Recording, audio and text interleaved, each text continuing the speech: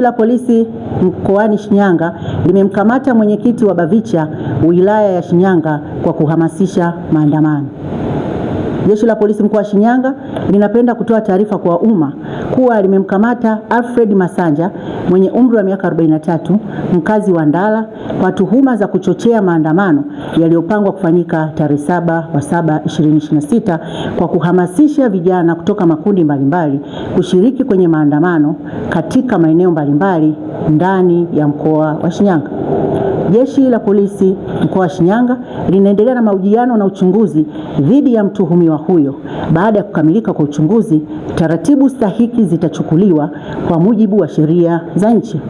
Jeshi la Polisi mkoa wa Shinyanga linatoa wito kwa wananchi kuto kujihusisha na vitendo vya uvunjifu wa amani, kwani halitasita kuchukua hatua yoyote kwa yeyote atakayejaribu kuvuruga amani.